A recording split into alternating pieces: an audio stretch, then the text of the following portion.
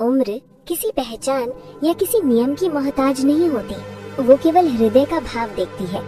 जब भाव सच्चा हो तो भगवान स्वयं अपने नियम बदल लेते हैं और कभी कभी अपने भक्त के साथ ऐसी लीलाएं रच देते हैं जो सुनने में साधारण लगे लेकिन भीतर से श्रद्धा को झकझोर देती हैं।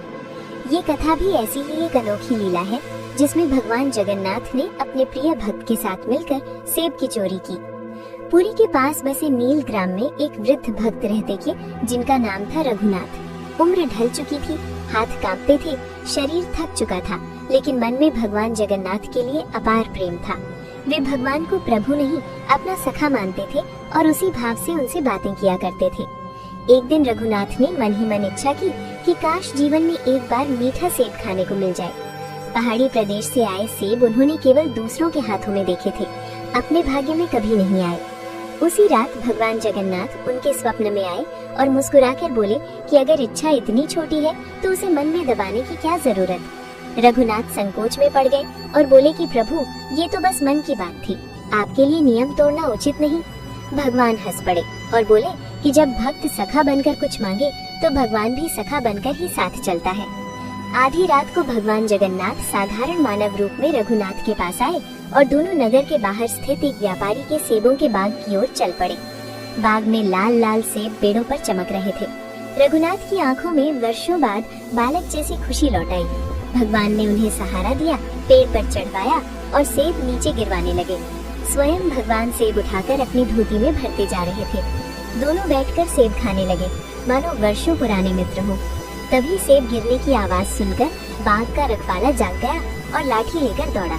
भगवान जगन्नाथ सहज भाव से अंधेरे में ओझल हो गए, लेकिन रघुनाथ पकड़ लिए गए। सुबह उन्हें नगर के व्यापारी के सामने लाया गया। व्यापारी उन्हें देखते ही चकित रह गया, क्योंकि रघुनाथ पूरे नगर में सादगी और भक्ति के लिए जाने जाते थे। व्यापारी ने पूछा कि आप चोरी क्यों करेंगे। रघुनाथ ने कोई बहाना नहीं बनाया और सत्य कह दिया कि ये सब भगवान जगन्नाथ की लीला थी। व्यापारी को विश्वास नहीं हुआ, लेकिन उसी क्षण उसने देखा कि बाग के सबसे ऊंचे पेड़ के नीचे असामान्य तेज प्रकाश और चरण चिन्ह उभरे हुए हैं। व्यापारी की आंखों से आंसू बहने लगे। उसने रघुनाथ से क्षमा मांगी और पूरा सेबों का बाग भगवान जगन्नाथ को अर्पित कर दिया। उस दिन से उस बाग के सेब पहले भगवान को चढ़ाए जाने लगे और फिर भक्तों में बांटे जाने लगे। ये लीला हमें सिखाती है कि भगवान अपने भक्तों के साथ राजा की तरह नहीं, मित्र की तरह व्यवहार करते हैं। जहाँ प्रेम होता है वहाँ नियम पीछे छूट जाते हैं और केवल भाव शेष रह जाता है। अब एक प्रश्न आपकी श्रद्धा के लिए है। भगवान जगन्नाथ ने सेब की चोरी किस भक्त के साथ की थी? ए रघुनाथ, बी नगर का व्यापारी, सी बाग का रखवाला, डी मंदिर का पुजारी। सही उत्तर नीचे कमेंट में लिखिए। अगर ये कथा आपके मन को छू गई हो तो वीडियो को लाइक करें, शेयर करें और चैनल को सब्सक्राइब करना ना भूलें, क्योंकि अगली कथा फिर एक ऐसी ही लीला लेकर आने वाली है जो आपकी आस्था को नई दृष्टि देगी। जय जगन्नाथ।